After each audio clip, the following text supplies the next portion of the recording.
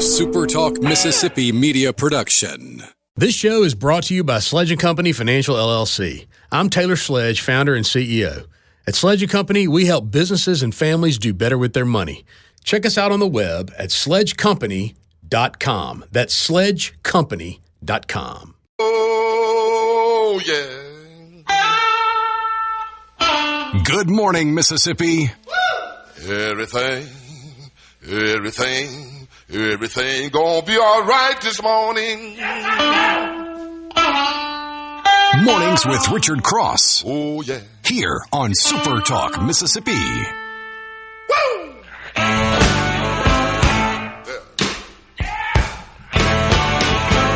Now, when I was a young boy,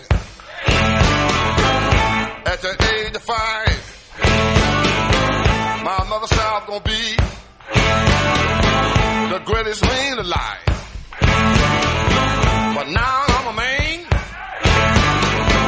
way past 21.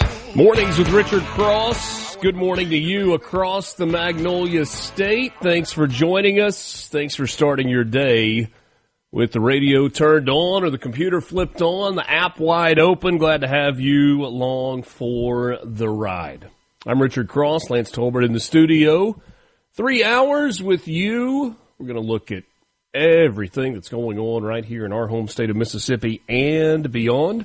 A couple of conversations coming up as we move throughout the show this morning. Richard Roberson from the Mississippi Hospital Association will join us. We'll talk about what's happening in the world of hospitals in Mississippi. Also, and I think this is something that you will want to hear, Dan Eubanks will join us, House Representative, District 25, DeSoto County.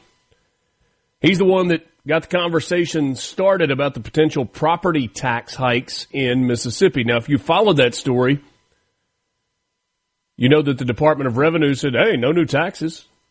We're just reassessing property values, which means tax rates are going up across the state. And I really, really, really want to know more about this because we spent all the last legislative session talking about grocery taxes going away. I know it's not a grocery tax. Sales tax on groceries going away. Elimination of the state income tax. Money in the bank. Is it just merely a coincidence that not 5 months after the legislative session comes to end where we get major tax reform in the state of Mississippi over an extended period of time, well, we just, our rules are in place and we haven't been following the rules, and so now we're going to do this. And tax bills are going to go up on property. Heard a lot about tax on work being immoral. How about continuing to pay a tax on something that you've already bought?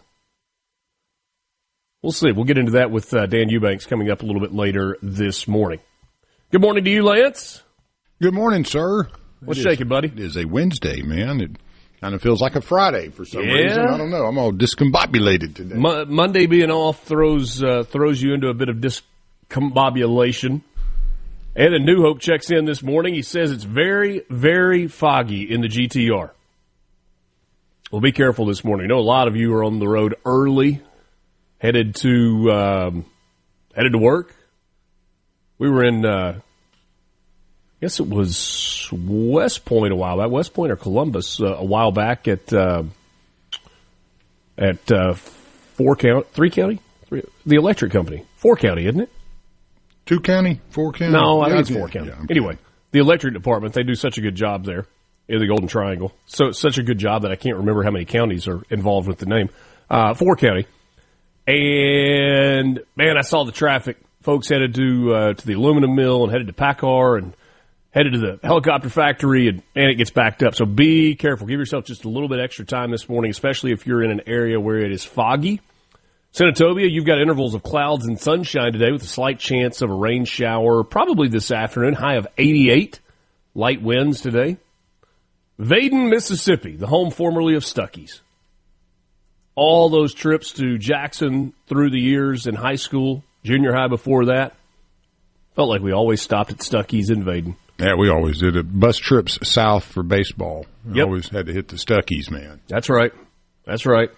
The building's still there. Stuckey's isn't anymore. Anyway, Vaden, you've got intervals of clouds and sunshine. Stray shower or thunderstorm possible. 87 for the high today. Winds light and variable. All our friends down in Macomb, you've got sunshine, a few clouds mixed in, possibly a thunderstorm somewhere along the way. 87 degrees. Feel like it's rinse and repeat on the forecast today. Biloxi, sunshine for you. Possible thunderstorm. 89 degrees. Winds for you out of the east, southeast at 5 to 10 miles per hour. I don't know if he's Louis or Louis. We'll go with Louis. It sounds cooler. Louis Sullivan was born on this day in 1856. He is an American architect that is credited with being the father of skyscrapers. Born in Boston, Massachusetts, with ready access to steel, structural constraints, which had previously determined designs were no longer a problem, he was able to go up with buildings. He was not the first to realize this, but was renowned for having leaned into the particular characteristics of steel. Hence, the saying, form follows function, is credited to him. Attributed the concept to the Roman architect Vitruvius. However, he gave it new meaning in formulating and refining the now iconic design of skyscrapers. It's a pretty big deal, Mr. Sullivan. Yeah. You have to think, anytime you're a pioneer in something, you're always kind of putting your toe in the deep water fast. You kind of diving in. You wonder, a lot of people were probably sitting out there going, this guy's crazy. There's no way you can build a building up into the stars. Yeah. The Tower of Babel, the Lord doesn't want you to. And he's like, no, we're going to do this. Yeah. And look at what we have today, all over the world. Some beauties, too. Goodness gracious. There are some big ones. I wonder what a skyscraper was when he first built one. It was like 10 stories. Was you go 8? It's like went up above, like the number 4 or 5. That was a skyscraper. People were like, oh, Look my how tall goodness. that is. Look at that. Ferdinand Porsche was born on this day in 1875, a German automotive engineer, credited with the Volkswagen Beetle and the Mercedes-Benz SS, and then founder of the Porsche car company. Born in Maffersdorf, Bohemia, part of the Austro-Hungarian Empire. Charlie Sheen was born on this day in 1965, the American actor, Wall Street, Platoon, and so many others. Major League. Charlie was born in New York City. Terminal Velocity, that's another one. That is not one that I would have immediately gone to. Natasha Henstridge. Yeah. She's in there with That's the role that he played? No, that's the lady on the other side, his love interest in it. Okay. Charlie usually had a love interest. Yeah, of course. And don't forget about Hot Shots either. Shaun White was born in 1986, the American snowboarder. Carrot Top, 2006, 2010, 2018, won Olympic gold medals in snowboarding. Born in San Diego, city that is known for its snowboarding prowess. Yeah. Bear Mountain is not the furthest thing away, but yeah, that's not snowboarding territory. He was a skateboarder too, wasn't he? Yeah. In 1919, the Treaty of Versailles was taking shape. President Woodrow Wilson set out on a tour across the United States to rouse public opinion behind the Treaty of Versailles and the League of Nations. The peace treaty to formally end the war between Germany and the Allies was signed in the Hall of Mirrors in the Palace of Versailles on the outskirts of Paris in 1919. Treaty negotiations dominated by, at the time, the Big Four, French Prime Minister Georges Clemenceau. I like that, yeah. I don't Sounds know. like a croissant should go with that. Italian Prime Minister Vittorio Emanuele Orlando. British Prime Minister David Lloyd George and United States President Woodrow Wilson. Central to the treaty was a stipulation that Germany accept responsibility for all damage and harm during the war. Required to disarm, give up overseas territories, and pay reparations, the treaty was signed 5 years to the day of the assassination of Archduke Franz Ferdinand, the event that first propelled the world into war. Well, and remember, years later, Lord George was also the guy that went and visited Hitler, said, man, he came back to England and met with everybody and said, he's a great man. Had a lot to do with why Chamberlain laid low on that. Upon further review. Yeah, right. 1928, future Baseball Hall of Famer Ty Cobb recorded his 4,189th and final career hit as a pinch hitter for the Philadelphia A's. That was in a 6-1 loss to the Washington Senators. Since then, he has been passed only by Pete Rose on the all-time hits list. And not a better guy, they say. Old Ty Cobb on the field. Yeah, I wonder how mad he was, at that last at-bat, just to get up for it. And because he had a little bit of an edge to him. You think he had sharpened the steel on the bottom of his cleats before that last? Yeah, exactly. He knew this might be it. We're going out with style here. In 1935, British racer Malcolm Campbell powers Bluebird to 301.129 miles per hour in the Bonneville Salt Flats, becoming the first automobile to exceed 300 miles per hour. In 1935. Yeah, that's kind of like the skyscraper thing. 1935, you do 300 plus. Goodness gracious. 1956, American jockey Johnny Longden became Thoroughbred Racing's winningest rider, breaking the record of 4,870 wins by British jockey Sir Gordon Richards. He was riding Arrogate to victory in the Del Mar Handicap. Very good. Got some news headlines coming up for you and a couple of more things that happened on this day. That's when we continue, just getting started. It's Mornings with Richard Cross on Super Talk, Mississippi. Heart is burning, muddy water, take my pain away. From the Venable Glass Super Talk, Mississippi. You heard it here first. Mornings with Richard Cross. Here comes the news. My transistor radio comes from far away. And when it's night over here, over there, it's breaking day. I remember all the good times I had walking in the sand. Rob and Laurel on the C Spire text line. How did they know how fast the car was going? They had no radar. Yeah, they had a bird. They used a sundial? Yeah. It was when they were trying to figure out how fast Nolan Ryan threw before they had radar. They had to get a Jeep out there, and I think they ran the Jeep as fast as it would go, and he threw the ball, tried to time it at the right time, and they figured out that he threw over 98 miles an hour. I was like, how did they do that? But, hey, science, man. Come on. Yeah. On this day in 1990, you remember this name? Bulldog fans, I know you do. White Sox closer Bobby Thigpen topped Dave Righetti's Major League Baseball record with his 47th save in Chicago's 4-2 win against the Royals. Thigpen would go on to finish that season with 57 saves, and it was an all-time record that lasted for 18 years. K-Rod, Francisco Rodriguez, now holds the record with 62, so he passed Thigpen's number by 5. One other guy has reached the mark of 57. That was Edwin Diaz with the New York Mets in 2018. And wasn't Bobby a two-way player in college, too? He was heck good. Of a player, man. I love that era. Good. Was amazing. Mm-hmm. Edwin Diaz, the guy that started coming out to Tommy Trumpets, the song. Oh yes, okay. With the Mets a few years ago. Who that was? I was like Edwin Diaz. Okay, yeah, that's the guy. Now that's played everywhere, all over the place. And on 2013, Microsoft purchases Nokia, or Nokia, if you prefer, for $7.2 billion. Here's a I feel like there's a soft spot, especially for C Spire, formerly Cellular South users, for Nokia. I love Nokia. We all had one of those. Yeah, I think you couldn't tear them up. I'll give them that. No, it was great. It was the original multi-tool.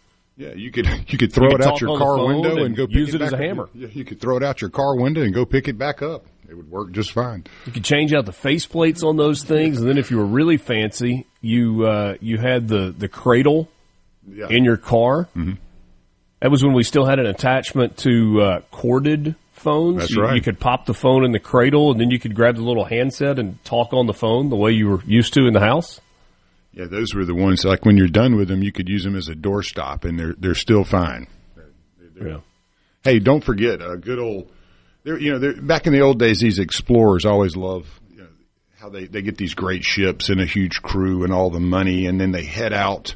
Well, on this day in 1609, a fellow named Henry Hudson happened to stumble upon Manhattan while on the route to India. So it was the age of exploration. You know, you got to love that time because you could pretty much just go west and run into something and go, we claim it. But this was the day in history where Henry Hudson found Manhattan and named it Mannahatta. They named a river after him, didn't they? Yeah, upriver a bit. They named it at the Hudson Bay. So, but yeah, you know, you stumble into something and you're remembered forever. Hey, you got to love that, though. I hope he laid claim to Central Park. That's some valuable real estate. Yes.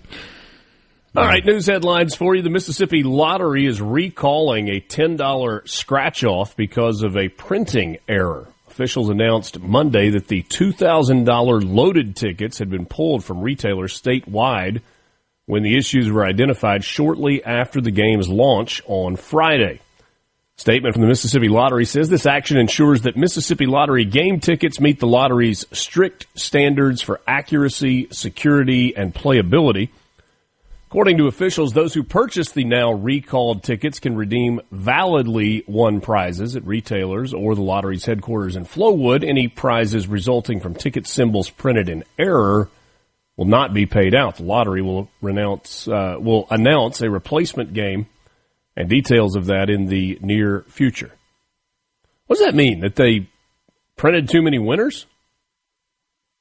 Or it wasn't fair and there weren't enough winners? I don't know. A homicide suspect wanted in Hattiesburg was captured more than 1,300 miles away on Monday night after a traffic stop in Massachusetts. George Mabry, wanted on 2 counts of homicide by motor vehicle, was taken into custody in Palmer, Massachusetts around 9:30 Monday night after police stopped his vehicle on South Main Street for a stop sign violation. Hampton County Sheriff's deputies assisted Palmer police during the stop. Mabry was identified as having a warrant out in Mississippi, and he was arrested without incident. He's being held without bail and awaits extradition. Wanted for murder, caught because of a stop sign violation in Massachusetts. Ooh. Bad luck. Good luck for those of us that wanted to see him arrested. State Auditor Shad White announced yesterday the creation of the Defend the SIP Fellowship, a program designed for law graduates awaiting training to join the JAG Corps, Judge Advocate General. That's the lawyer group within the military. The fellowship will allow graduates to gain hands-on legal experience with the Office of the State Auditor in the time between completing law school and beginning their military service. The program is open to all Mississippi law graduates or upcoming graduates who have been accepted into the JAG Corps. Also joins the OSA's existing Stay in the SIP Fellowship, which pays for the final years of accounting school for students who commit to working at least 2 years with the office after graduation.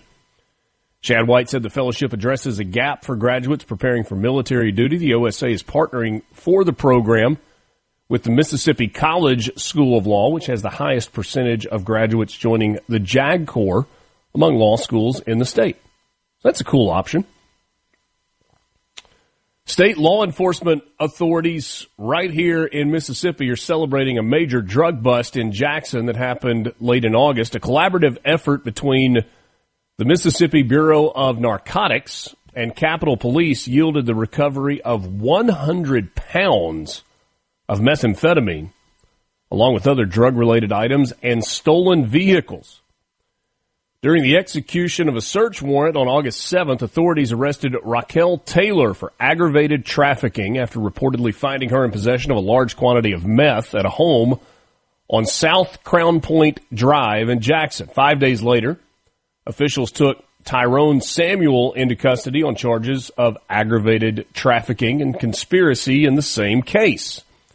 Samuel is currently out on bond in Madison County, which I guess the bond process works for everybody, but you're peddling 100 pounds of meth and you're able to get out on bond. Along with the meth, police seized 2 pounds of marijuana, 1,000 doses of M30 counterfeit oxycodone containing fentanyl, a Draco's 7.62 millimeter rifle, a stolen Ford Bronco out of Kentucky, and another SUV. Authorities are continuing to investigate the case. More arrests are likely. A bad deal. And they had a little everything there. Good Lord. Yeah, they did. I mean, I understand the criminal justice process, but that's somebody you really want on the street? No. But I guess the dentist, I guess the dentists out there, I mean, with 1,000 pounds of meth, they may like that. They have some tooth work. Yeah, tooth work. And you live on Crown Point Drive and you're a meth dealer. I mean, that's a... Sorry,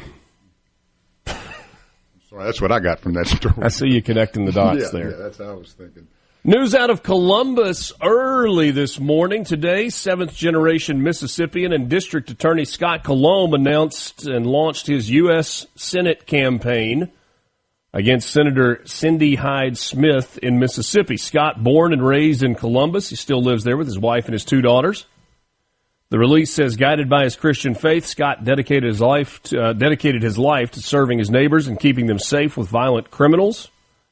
Serving as a prosecutor, judge, and now district attorney with a 94% conviction rate, Scott has held corrupt sheriffs accountable and solved a record number of cold cases.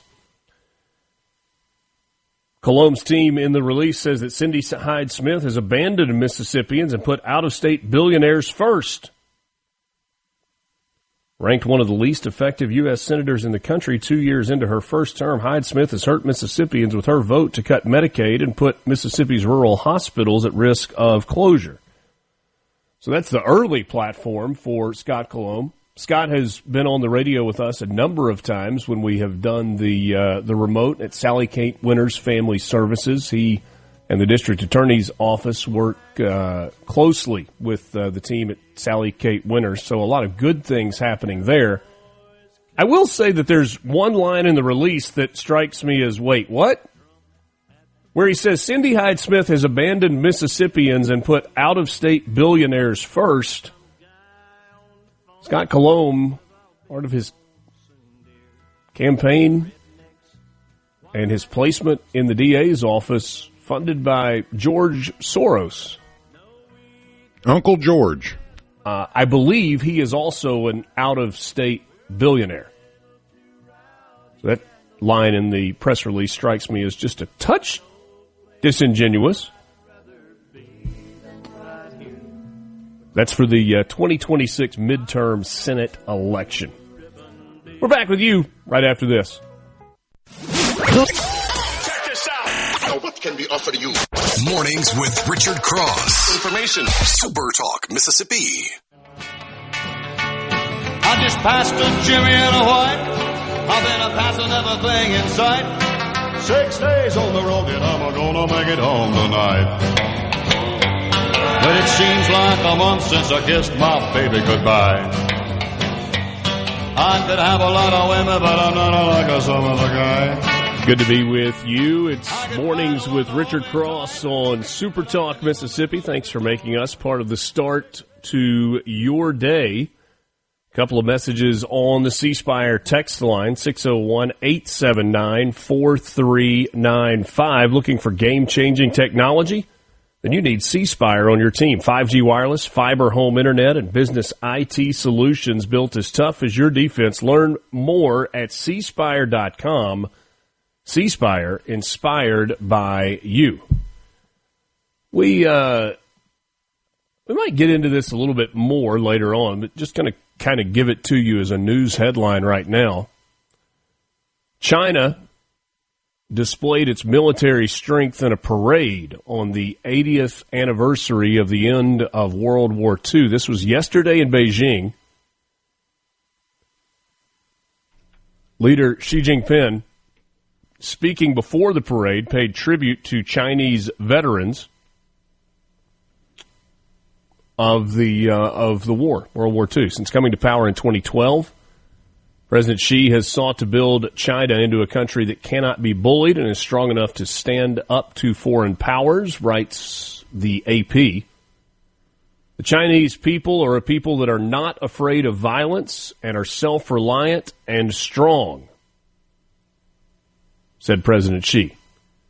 The Chinese military showed off aerial and underwater drones, hypersonic missiles, and fighter jets and bombers in a 90-minute event that was attended by the leaders of about 24 countries, including Russia's Vladimir Putin and North Korea's Kim Jong-un. Hey, you got to love the fact that he gave his speech and did the little tour the head commissar Xi did with Putin and Kim Jong in the best Stalin outfit since Stalin wore it. The only thing he was missing was the mustache. I mean, he looks just like Stalin without the stash, though. You know, the coverage of the event by CNN was a little more in-depth than when the United States had a military parade not too terribly long ago. Yeah, that's kind of where I was going with that. They were all up in it, man. They were all up in this. Like, go communists! I mean, it was all evil when it was the United States celebrating the birthday of the Army. And then there was this post on Truth Social by Donald Trump. Seemingly out of nowhere, but I don't think he does a whole lot that's just completely out of nowhere. The big question to be answered is whether or not President Xi of China will mention the massive amount of support and blood that the United States of America gave to China in order to help it secure its freedom from a very unfriendly foreign invader. Many Americans died in China's quest for victory and glory. I hope that they are rightfully honored and remembered for their bravery and sacrifice. And then this sentence on the end of this post.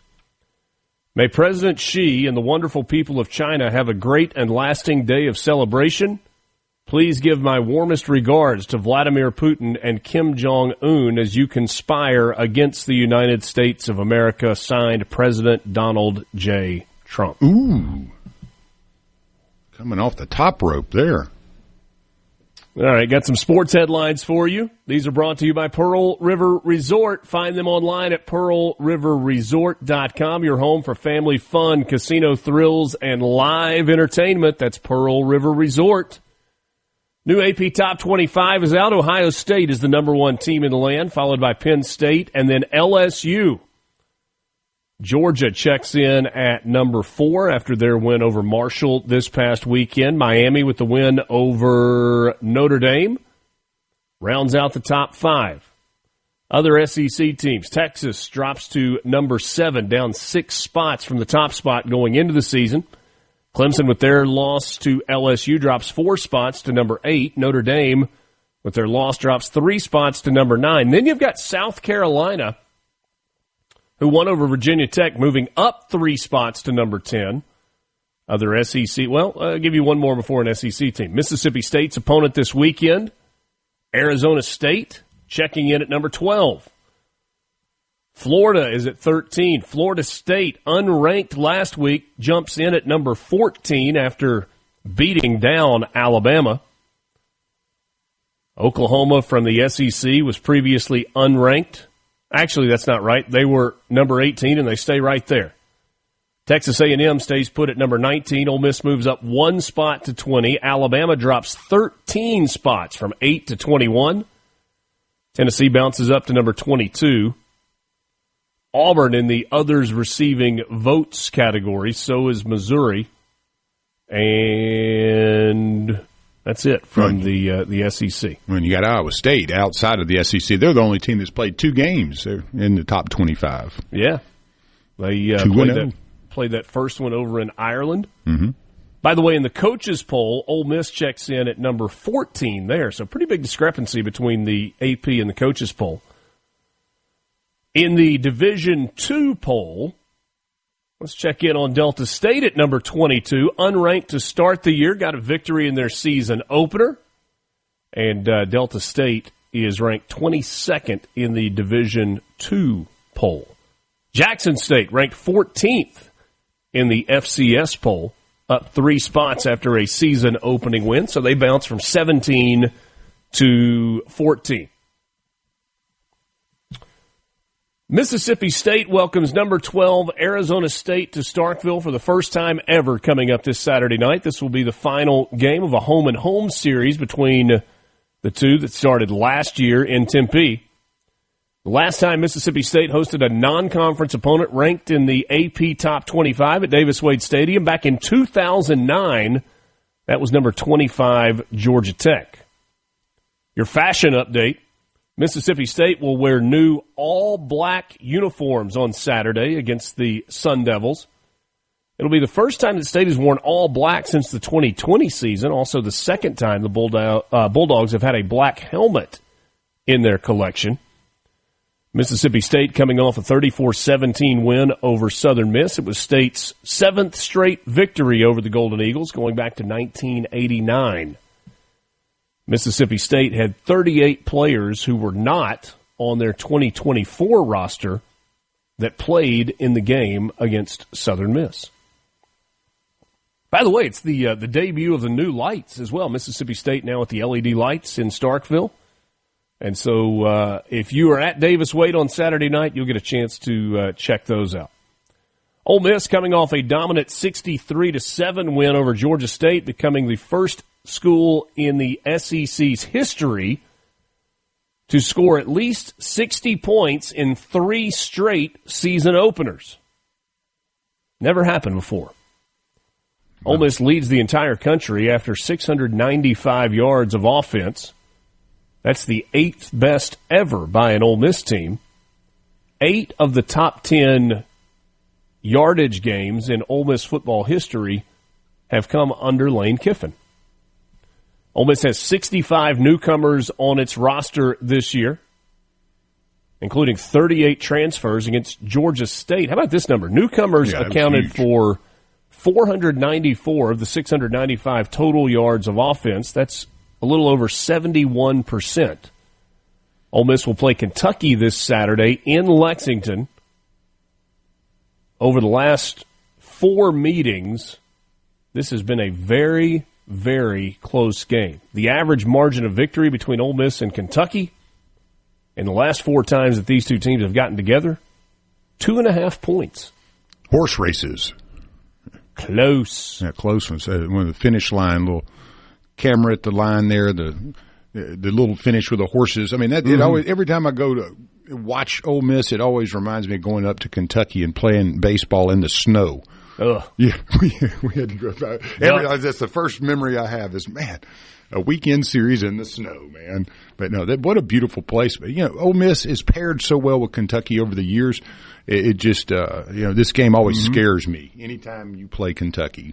Of course, Ole Miss looking to avenge a loss in Oxford a year ago that Stoops was putting on a clinic last year. Left some lasting memories. Major League Baseball standings, Toronto leads the American League East, 2.5 games in front of both the Yankees and the Red Sox. Everybody in the big leagues has between 20 and 25 games remaining in the regular season. That's the closest race in all of Major League Baseball. Detroit in the AL Central has a 9-game lead over Kansas City. And out west, the Astros 3 games in front of the Seattle Mariners, 4.5 ahead of the Texas Rangers. National League, Phillies 5.5 in front of the Mets. Oh, the Braves. What a tough year for Atlanta. 18.5 games back. Milwaukee. No possibility. No possibility. Not technically eliminated, but less than 1/10 of a percentage point chance that the Braves play in the postseason. The Brew Crew, Milwaukee, leads the Central by 5 games over the Cubs. And out west, pretty close one there. Dodgers, 2.5 games in front of the Padres. Wild card standings, if you care. The Yankees, Red Sox, and Mariners would be in the American League. The Cubs, Padres, and Mets would be in the National League. That's your sports update brought to you by Pearl River Resort. Find them online at pearlriverresort.com. Get you a lottery update and wrap up the 6 o'clock hour on the other side of this timeout on MRC right here on SuperTalk, Mississippi. Ever walk the streets of Bakersfield? From the Venable Glass. Mornings with Richard Cross. The monitor switch lets you hear Breaking news. SuperTalk, Mississippi.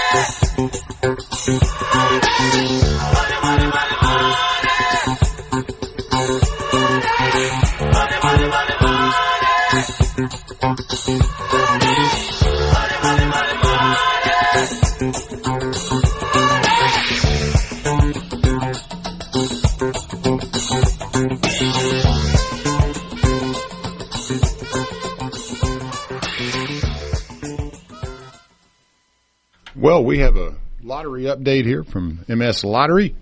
Richard, I don't know what happened to him. Either our camera's messed up or he got locked out. So I'm going to roll with the lottery for you here for a second. In the driver's seat, Lotto America, no jackpot winner. The estimated jackpot for tonight up to $255 million.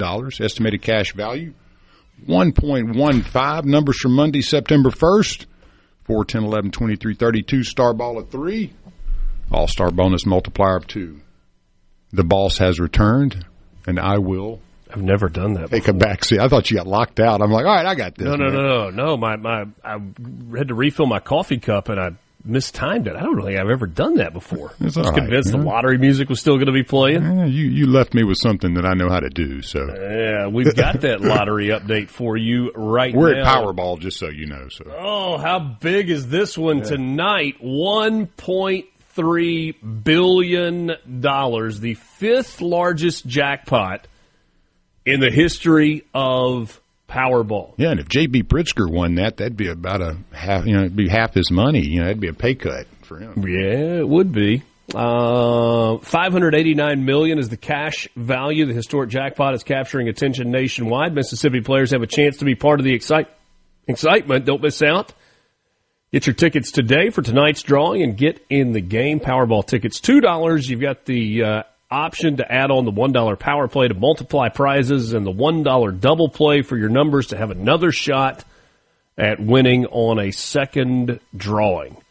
There was no jackpot winner on Mega Millions last night. That pot is starting to get right as well at $336 million, an estimated cash value of $151 million. Just because it's a silly, fun exercise. I do this from time to time. So I try to figure out exactly how much money you'd walk away with and then what you could do with it. And so, Lance, the little formula that I use is, okay, what's the cash value? So it's $589 million. And then I multiply that by 0.59. And I guess you could probably use 0.6 now with the income tax at 4. So you get the state income tax, you got your highest federal income tax rate, and then you're left with, your cash amount. And we just assume that everybody's going to blow some of it, right? So, whatever that number is for you, you're going to pay stuff off. You might buy a beach house, you might buy a mountain house, maybe you give to some hopefully you would give to some worthy causes, some charitable causes in there as well. And then I go to the little compound interest calculator that's available online, and you drop a pretty good lump sum in there and start paying yourself a big old salary out of that on a monthly basis. Yeah, work for you, What were the numbers that I played with? So after everything, I think I dropped $280 million in as the lump sum, and then paid myself a salary of $250,000 a month. Some stupid number. You pay off everything. You have no bills. You buy houses. You buy whatever. There's nothing left to spend money on, and yet you still pay yourself that kind of a salary. 30 years, 8%, about $1.5 billion. They say people win the lottery and go broke, and I'm just like, how? Well, I mean, you can take basically the 580 or whatever you're left with. Yeah. Just take some basic tax-free bonds, good stuff, municipals. You'd be making $30 million. You don't have to do that. You don't have to be that conservative. Just go index funds. I hear you, but let's just say you're extremely risk-averse, you'd make $30 million a year just in tax-free income. I mean, what do you need it to grow any more than 585? I mean, if you really are conservative is what I'm saying, and you don't want any risk, and you want a 98.9%. You have enough money to be not conservative, though, well, you can and still have a cushion. But you can be aggressive and still not be worried about what happens to the next day. Hey, man, I tell you get up to that level, man. Some people, though, I'd be one of those. I'd take my $30 million and have a good time and have a blast. But I would also look at other options too as we went forward, and if there were better places to put your money, and grow it. But that was just a conservative estimate. That $30 million, you ain't got much to worry about with that. Yeah. Good morning, Richard. Do you have any recommendations for restaurants in Lexington, Kentucky? 2 steakhouse options. Tony's is really good, right across the street from Rupp Arena. And then you've got Jeff Ruby. The original Jeff Ruby Steakhouse, I think, was in Louisville, but the one in Lexington is really good as well. Two great steakhouse options. As far as restaurants, that's all I got for you in Lexington. If you want something besides steak, then what's wrong with you? Now, you may have to figure that out on your own. 7 o'clock hour coming up right after the news. It's Mornings with Richard Cross. You're listening. The views and opinions expressed by the hosts, guests, and callers on this show are not the opinions of TeleSouth Communications, its management, or advertisers. MRC. Mornings with Richard Cross. Let's get on with the show. Check it out. SuperTalk, Mississippi.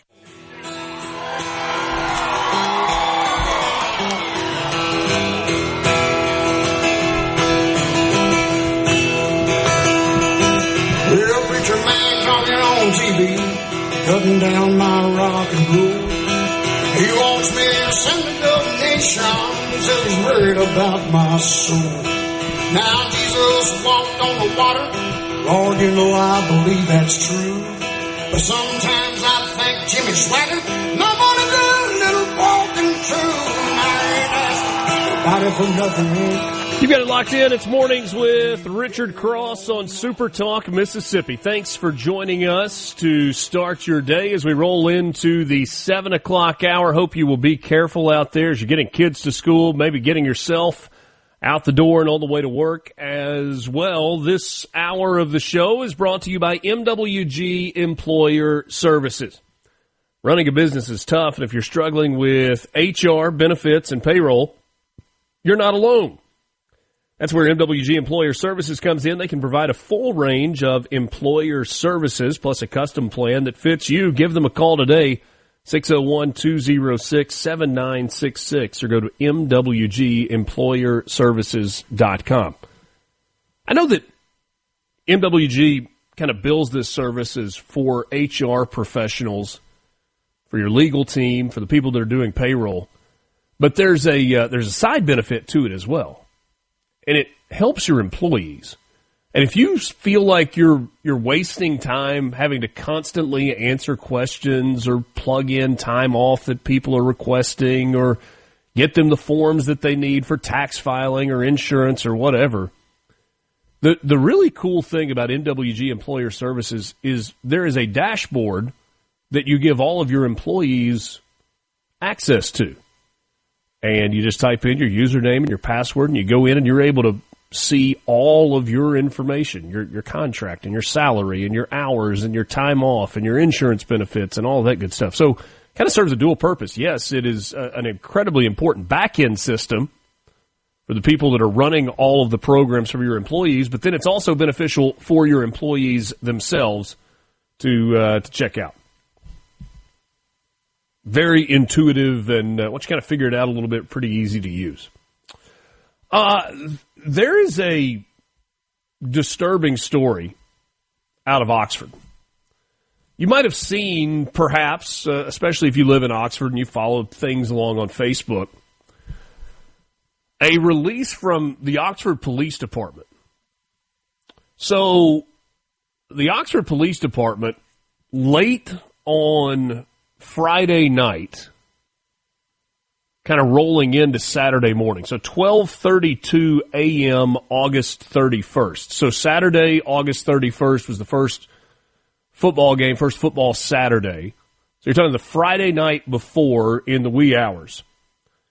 The Oxford Police Department responded to a large event at Booth's Barbecue and Yard located at 2200 South Lamar Boulevard. That's kind of in the area across from the old hospital. Not the new hospital, but the old hospital on South Lamar. And it's a cool setup, big outdoor area, and they've got a live music area and the restaurant and the whole deal.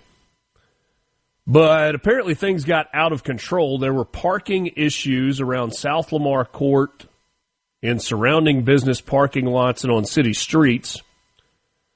OPD writes in their release, due to the massive number of attendees, officers had to work parking lots of nearby businesses to manage traffic and crowds. The event drew a significant number of pedestrians into the roadway, creating dangerous conditions. Officers were redeployed from post-game traffic posts. Maybe this was after the football game. It was either Friday night or Saturday night. But redeployed from traffic posts to assist officers on South Lamar. At the height of the incident, approximately 20 OPD officers were required to restore order while the full downtown unit worked bar closing on the square. The final officers cleared the area after 3 a.m., making 42 traffic stops during that time period, in which they discovered 10 firearms. While officers were on the scene clearing a disturbance, shots were fired from a handgun at approximately 12:47 a.m. Officers immediately ran into the area and secured the business. No injuries reported. Antoine Terrell Tompkins of Tupelo, 19 years old, was taken into custody and charged with aggravated assault. Prior to the shooting, Desiree Douglas of Horn Lake was charged with carrying a concealed weapon. You also had charges that went against event organizers. Tyler Bogan of Okolona, Keith Jackson of Greenville, and Brandon Lott of Oxford. And then the owner, Josh Booth of Batesville, was cited with lack of security, lack of adequate security cameras, lack of age verification, and lack of a safety plan.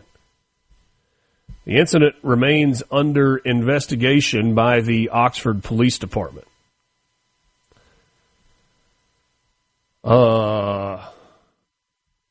Not great. Not great at all. And some might say, oh, what's the big deal, Richard? Well, you got a crowd that gets out of control and you have a firearm that's discharged in a crowd at a restaurant in what is generally considered to be a pretty safe small town, college town. People get their antennas up a little bit, especially locals. Thomas has got a problem with this. He wants to know how they discovered firearms at traffic stops. He says, I've got firearms in all my vehicles, but I'm not going to be shooting anyone. Are they searching? Thomas, I don't know the answer to that question. I don't. Maybe they had them sitting on the dashboard. Maybe they asked the occupants if they were carrying firearms and they agreed. I mean, it is hunting season in Mississippi. So. Maybe they had them strapped on like Danny Glover playing a cop, in the shoulder holster. Got the wheel gun. I don't know. The kid's got an automatic. Lethal weapon, too. I'm sorry. Thomas says that's normal for most Mississippis. Oxford can't avoid it forever. Or maybe they can. I would bet about half the folks that you pull over this time of year are going to have if it's weekend, you're going to have a shotgun or something. Nothing nefarious, but we are a hunting state. There'll be a lot of that. And it's not illegal to have a firearm in your vehicle. Just make sure it's legal, yeah. Yeah. And if you are a legal owner. I've had to disclose mine many times. Generally a good idea. Tell them you got them. If you are pulled over, when the officer comes and you've got your hands on the wheel, if he comes to the window and say, hey, yes, I've got driver's license, registration, insurance, all of that. I just want to tell you I have a pistol in my truck, or there is a shotgun that is sitting on the back seat shooting skeet this weekend, going dove hunting. I just carry a shotgun. Whatever the reason, you can legally have that, and I would think, generally speaking, an officer would appreciate you disclosing it. You've done ride-alongs with police, sheriff's deputies. Am I right in saying officers would appreciate you disclosing if you have a firearm in your vehicle? Of course. Yeah. Okay. Yeah, I mean, and that's what I do. If I ever have to go through a stop or show the ID or whatever, just look. I got guns. They're loaded. They're in the car, and most of the times they're like, I'm not too worried about that as long as everything's legal with your driver's license and the checks. The sticker on your tag and that things. Normally, they're not going to worry with you. But we can also, Lance, use some common sense. Just disclose it, yeah. Well, no. I'm saying we can also use some common sense and say that you got a firearm that was discharged in a crowd at an indoor-outdoor restaurant venue, when you got way too many people there that are causing traffic disturbance, they are disrupting residential stuff, and go, well, we don't necessarily have guns in here because of the start of dove season. That's a totally different issue. Yeah. So, yeah, I mean, do you want most hunters are not going to care, but the folks out there trying to do something wrong, they're going to have a problem with that. So I have no problem, disclosing my weapons and trying to follow the law the best as possible. If I get pulled over, yes sir, no sir, stay in the car, do what they tell you to do. Mm-hmm. Be nice. I mean, it's not hard. Right. I've ridden along with them enough. Just be nice and respectful, and in general, they're going to be exactly the same to you. Where it gets ugly is when you act like a you-know-what. That's right. Yeah, that's more power to you if you want to try that. Well, C-Spire text line, I only have a firearm with me on days that end with the letter Y. Anytime I go through a traffic stop, I tell them, and they say as long as it stays there, mine stays in the holster. Exactly. Yep. Dual respect. That's all you're supposed to offer, and they give it in return. Never seen any that haven't done that if you are respectful to them. Somebody says, ha, ha, ha, talking about Oxford, small town, been gone since 2005. Well, there's no doubt that Oxford has changed, but there also has been a very concerted effort to try to maintain some of the small town feel and some of the small town charm. It is very different. It's evolution. Oxford's growing. You got leadership that is doing everything they can to make sure that it's responsible growth. Take a time out. Richard Roberson will join us next, President and CEO of the Mississippi Hospital Association. From the Venable Glass. He's got everything you need to know to start your day. It's Mornings with Richard Cross on SuperTalk Mississippi, supertalk.fm, and the SuperTalk Mississippi app. Now, here's more with Richard Cross.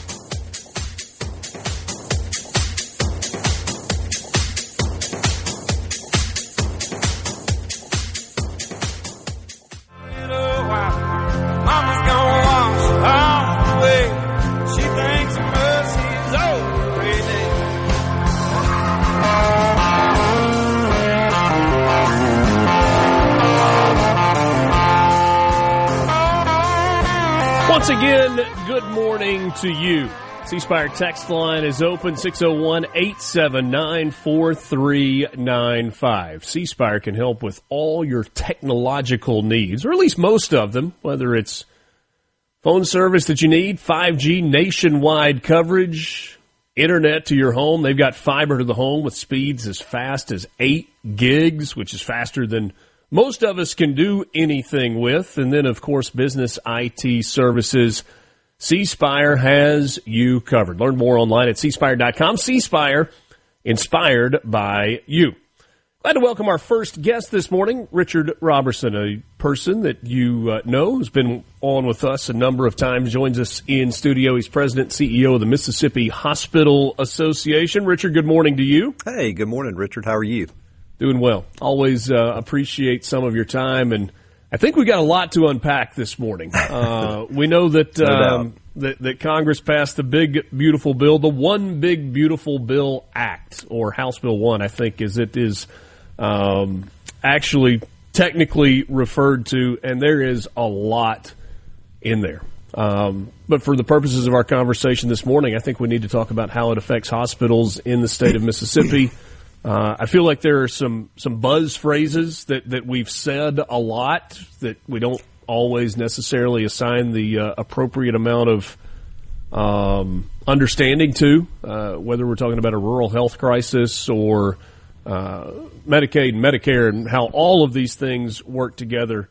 So can we start with kind of, from your perspective, a big picture summary? What does the big, beautiful bill mean for health care in Mississippi? Yeah, well, thanks again, Richard, for having me on. It's always a pleasure to get to visit with you and an honor to get to talk about the great work that our hospitals across the state of Mississippi do every day. Right now we've got doctors and nurses showing up, probably just showed up around 7 o'clock to take a new shift, and they'll be going at it all day and through the night. So appreciate the work that they do for sure. A lot of things with the One Big Beautiful Bill Act, or OB3, as some people have referred to it as, just a lot of different moving parts, and obviously a lot of the focus was really generated by trying to do tax cuts, but there's some pretty significant things in there for health care because of the way the bill process had to work with reconciliation. If you're trying to pass tax cuts, you have to make that up somewhere else, and some of the ways that was made up was, and really the primary way it was made up were through changes in health care. For Mississippi, there's a lot of things going on there, but, as I've said, too, for the last few months, while there's certainly some challenges in there, there's also a good amount of opportunity in there if we get this thing right. And one of the biggest opportunities is through the Rural Health Transformation Fund, where Mississippi, we're expecting, will get no less than $100 million a year to put forth towards rural health care, rural hospitals primarily, we hope, because they're the ones being cut the most. And starting in fiscal year 2028, provisions in the One Big Bill are going to start stair-stepping down the Mississippi Hospital Access Program, which is a supplemental payment program that was put in place really back in 2015, but as I've said before, it really got put on steroids back in 2023 when the governor and the Division of Medicaid found a new methodology that CMS was approving, and it was to basically pay hospitals at an average commercial rate, which is much better than the traditional Medicaid rate. And that has been a lifeline to our hospitals. Well, some in Congress have said that's a gimmick, which we disagree with. But nevertheless, they have started stepping that program down, and we're going to probably lose about $100 to $150 million a year starting in fiscal year 2028 until we stair-step down to about 110% of the Medicare rate. And, in a state like Mississippi, that's a big challenge. And anywhere losing $100 million a year is going to be a big challenge. But in Mississippi, where we rely so heavily on Medicaid and Medicare as our payer sources, it doesn't leave you with a whole lot of margin. And our challenge in Mississippi for years has been revenue. We do a great job. We are the lowest cost hospitals in the country. I think probably every time I come on this show I say that, but it's true, and it's been true for a quarter century. We're the lowest cost hospitals in the country, but we struggle with the revenue mix because it's primarily Medicaid, Medicare, Medicare Advantage now, and traditionally a good number of uninsureds and very little commercial insurance. So, so the program is important, and what we're trying to do is preserve as much of that as we can for as long as we can to help hospitals pivot to new ideas in this Rural Health Transformation Fund. I want to go back to you talked about 110% of the Medicare rate for reimbursement for hospitals. Right. Help me make sense of what that number means. So if you or I go to the hospital and we just have regular commercially available insurance through our employer, we have a rate in which the hospital is reimbursed for services, but there's a different rate that the hospital is reimbursed if the patient is a Medicare or Medicaid recipient. Right. Is that right? That's right. And and typically, a commercial plan is going to pay significantly more than what Medicare pays, and Medicare traditionally has paid more than what Medicaid pays. And just real quickly, Medicaid primarily serves low income, moms, low income children, SSI disabled population.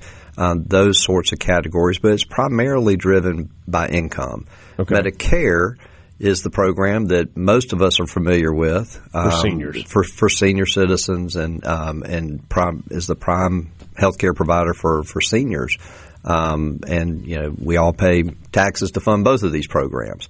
But for and Medicare has changed through the years, right? I mean, doesn't it cost more for retirees to continue with health insurance coverage than it did 10 years ago, 20 years ago, certainly 30 or 40 years ago? It does. And, a lot of that is just the variable copays. And, as folks retire, they might have a Medicare supplement plan that's available to them through a retirement benefit, or maybe they go out on the market and purchase that. But, the cost of health care has gone up, no doubt about it. And there's a million reasons why that is. But, for the purposes of the one big bill, taking us down to 110% of the Medicare rate, when Medicaid, since 2023, when the Division of Medicaid put that average commercial rate payment program in place, what that meant for hospitals was, they were now going to get paid similarly in rates to what an average commercial plan would pay. And that was a huge difference for hospitals. That meant about $1 billion in new money. When it all washed through, it was about $800 million in new money that was going to Mississippi hospitals. So that tells you the big gap between what Medicaid was paying and what an average commercial rate was paying. And I'll argue that really that average commercial rate is more akin to a fair market rate, because those rates are the ones that are negotiated between a Blue Cross Blue Shield and a Baptist hospital or something like that. So, so it's going to make a big difference when you start stair-stepping those rates down. So can we apply real numbers to this, like just to make the for a visual picture? So if I go and have a procedure done at a hospital, and I'm just using this as a round number, and it's $1,000 procedure, or at least that's what I've got Blue Cross Blue Shield insurance. So Blue Cross Blue Shield reimburses the hospital $1,000 for that procedure. What would the Medicare reimbursement of that $1,000 procedure be? It could be $800. It could maybe be $900. It's going to be less than that Blue Cross rate. By and large, so it's going to be, a significant difference. And so if it was $800, the 110% reimbursement means that they were getting $880 for that procedure that would have cost $1,000 if it was coming from my insurance, and then Medicaid reimbursement would have been what? Before the supplemental payments are tacked on, Medicaid typically reimburses about 56%. Of the cost of taking care of that patient. So in that scenario, you're talking about it could be maybe $500-$600. Maybe $500-$600. It all depends on what the government sets the rate at. All right, so that's a starting point for our discussion, and hopefully establishing some of those numbers kind of helps. When you're envisioning some of this in your head. Let's talk about this Rural Health Transformation Fund. Yep. And what that means. $50 billion being set aside to help, hopefully, rural hospitals. Will that make up for the difference? We'll ask Richard Roberson that question on the other side of this break. It's Mornings with Richard Cross on SuperTalk, Mississippi. Bacon biscuits, baby, bake 'em good and brown. When you get them biscuits, bake 'em round about me pound. I got bacon home for people, gonna feed 'em on her knees, pretty little girl, feed let 'em go.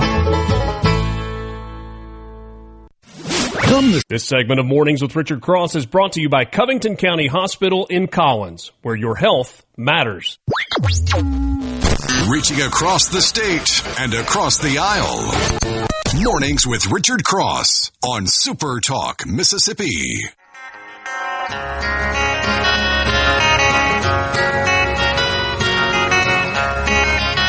Richard Roberson is my guest, President and CEO of the Mississippi Hospital Association. I just want to clear up, but before we jump into the Rural Health Transformation Fund. So the 110% Medicare rate reimbursement that we were talking about, that is the reimbursement rate that the One Big Beautiful Bill would be moving hospitals toward, away from the average commercial rate that they're currently operating under. Is that accurate? That's right. That's right. Okay. And and just a quick history on some of this regarding the payments that Medicaid has been making. For years, the upper payment limit for a Medicaid supplemental payment, which is a supplemental payment, is Medicaid pays a claim that gets filed by the provider gets paid, and then during the year, there's a supplemental payment program that hospitals pay the state share of this through taxes that the hospitals pay to the state division of Medicaid. And those supplemental payments are intended to help offset the low payments from Medicaid. But in order to get that, the hospitals have to put up their own tax. So we pay the state to pay us in a way. And for years, the upper payment limits that the federal government would allow were basically you're not going to pay a hospital or any provider more than what Medicare would pay. So the Medicaid agency would pay what it pays, and then these supplemental payments would come along, and you take them up to the Medicare rate, or right around that Medicare rate. And so what happened a few years ago was the federal government started allowing for the average commercial rate. And so states started taking advantage of that. Many states all across the country started taking advantage of that, and it was a way to help provide some additional payments for the services that hospitals provide. Ambulances are getting a similar rate as well over the last few years. And so, but for hospitals, that extra amount of money is absolutely critical to help cover the cost, because hospitals, unlike other providers, have EMTALA, which is a federal law that was passed in the 1980s and signed by President Reagan, that requires hospitals to treat a patient regardless of their ability to pay. And so if a patient comes in through the emergency department, that patient's going to get screened, they're going to get treated or transferred, regardless of whether or not they can pay the bill, and many oftentimes aren't able to pay the bill. And so these payments are really, really helpful in offsetting these costs that hospitals incur for providing essentially free services. And Richard, just being completely candid, and I say this because my guess is there are people that are driving along in their cars right now and hear you say that. And their eyes are glazing over and they're about to fall asleep. Not even that. I was going to say there's a frustration that exists if you are paying for health insurance and you pay your medical bills when they come in, and then you go in because you need some service at the hospital, and you feel like you are tarred and feathered and accosted for how are you going to pay for this, and this is the payment that we've got to have right now. And you're like, hold on a second. Like, a lot of the people that are coming here aren't paying you at all, and there's nothing you can do about it. Why are you treating me like a criminal? Yeah. Well, look, there are provisions in the federal regulations that require the hospitals to treat the patients regardless of ability to pay, and oftentimes the hospital patients are going to come in. They might be unconscious. They might be in a state of mind or a state of their condition that doesn't allow for that type of communication, or a debit card or credit card to be swiped or information to be taken at that point. And the hospital is going to make sure they're doing everything they can to save the patient's life in that emergency department setting. However, on your way out, there's often an ask to remit a payment. Now, I don't think I've never heard of any hospital, if the patient says I can't pay that today, them going back and unfixing a broken arm or taking a stent out. They're not doing that, and so at that point the patient is going to leave, and then the hospital is going to try to collect whatever they can, because at the end of the day it is a business, and you've got to pay the people that work there. Yeah, I understand that. All right, so the Rural Health Transformation Fund, there's $50 billion that is allocated at $10 billion a year through 2030 to rural health initiatives. What does this mean, and is this enough to make up the gap in terms of what's being paid right now versus what is going to be paid moving forward? Yeah, so like I said, in the provisions of the One Big Beautiful Bill, the state-directed payment programs, our supplemental payment I've been talking about, starts stair-stepping down in fiscal year 28. We're going to start losing probably about $100 to $150 million at that point if everything stays the way it is now for the next couple of years. The $100 million a year that we expect to get from the Rural Health Transformation Fund is really a minimum. The law provides that half of that money that's being set aside, $10 billion a year for each of the next 5 years, the half of that, $5 billion, is going to go to each state that submits an application for those funds. We are assuming that every state's going to submit something, so $5 billion divided by 50 states is, $100 million. So we expect at least $100 million to come in for that. And then in addition, CMS will make the other half of those funds, another $5 billion a year, available to states that also submit applications. And that's split equally. That's not prorated based on population. That's right. The first tranche is split equally. So you might be a really big state getting $100 million or no less than $100 million. You might be a really small state getting that. Okay. That type of formula does benefit Mississippi when it's compared to a state like Texas or Florida that's much bigger, many more hospitals, greater population. So that's a good thing for us, and that's why I say there are opportunities here. So we just had an opportunity last week to present our recommendations to the state of Mississippi, to the Division of Medicaid, the Office of the Governor, the Department of Health, and their consultants that are working with them on that. And we suggested a few things. One, because most of the money or most of the cuts are coming from hospitals, we would like to see a good amount of that money from the Rural Health Transformation Fund go to rural hospitals, but not to the detriment of the larger hospitals that the smaller hospitals need. It's really a fabric that's supposed to work together, whether it's hospitals or EMS, physicians, nurses, nursing homes, home health. It's really all a fabric that keeps all this stuff together. But we suggested some things such as providing some additional payments for rural hospitals to keep the emergency departments open to help offset the cost of the uncompensated care. We've got over $200 million a year in uncompensated care cost back to 2020 and 2023 is the most recent calendar year we have all the full data for. $200 million a year in uncompensated care costs being absorbed by Mississippi rural hospitals. That's about a third of the entire state's uncompensated care costs. So while we're talking about pivoting to new things like telemedicine and some other programs that the Rural Health Fund can be used for, we'd like to see them survive in order to pivot. And so being able to put some money in to help them with that transition as they're starting to lose these funds and the supplemental payments would be super helpful. So give them a little runway to pivot. While we're talking about that, we can set aside money for, loan repayment programs for physicians and other healthcare workers, nurses, allied health workers. What we've seen, unfortunately, is that there are some students who default on their loan repayment programs.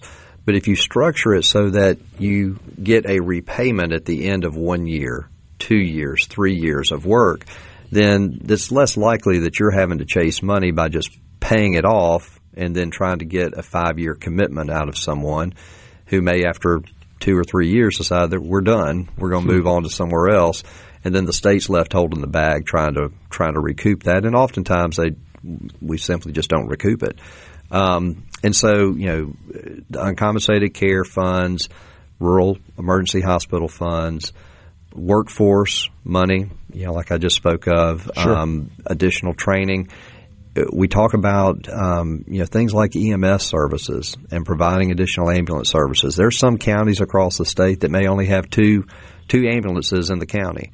And when one of them goes on a longer run to take a patient from a rural area of Mississippi to Jackson or Memphis or wherever they may go, they may be a truck down for the better part of a day and just running a patient to where they need to go.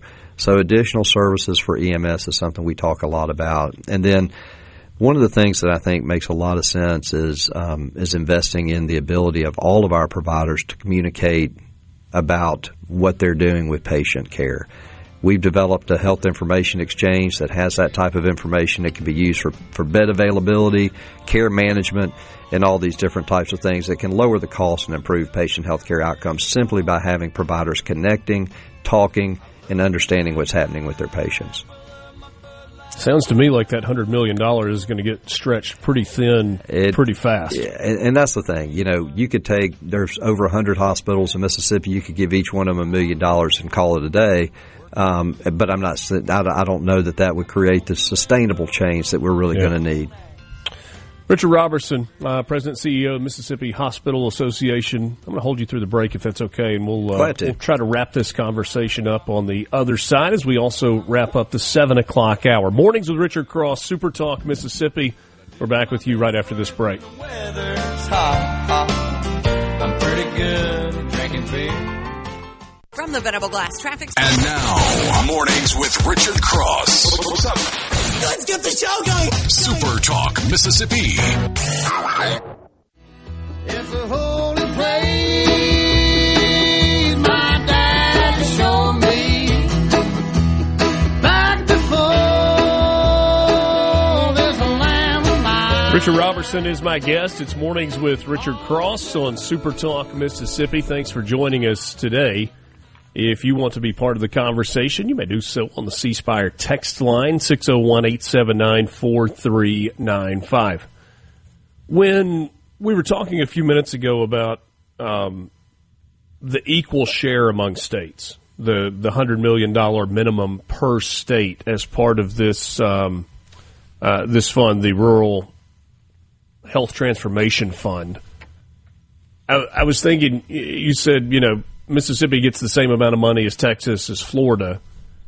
Are surrounding states, Alabama, Arkansas, Georgia, Florida, Tennessee, having the same struggle with rural health care that we're having in Mississippi? What we found out through the years is every state has similar challenges. It may look a little bit different, or it may be called a little bit different in some states. But across the country, we've seen challenges in rural health care in most states. Now, there are some that have been mitigated a little bit because of, providing additional coverage through Medicaid and, the marketplace exchanges. And so those have helped many rural communities. But the challenges of recruiting a physician to a rural community, the challenge of getting a patient from a rural community to a higher level of care at a larger hospital in a bigger city, those are challenges that happen every day all across the country. They're happening in Mississippi and Arkansas and Louisiana, Tennessee, Alabama. We've got some unique opportunities here in Mississippi, though. We're not incredibly spread out like a state like Texas is. We don't have, vast parts of the state where you'll go, hundreds of miles without seeing another human being. We do have some parts of the state where there are more deer than people, including some neighborhoods in Jackson, I think sometimes. But for the most part, you can get to a provider, you can get to a rural hospital within 45 minutes, maybe 60 minutes, depending on if the bridge is out and if you got to do a go around. But we've got some great hospitals, we've got some great healthcare workers across the state. What we'd like to see this money used for are things that help sustain that care locally. We believe that care is best provided when it's provided locally. People heal better in their hometowns when they got friends and family and church members that can go visit them.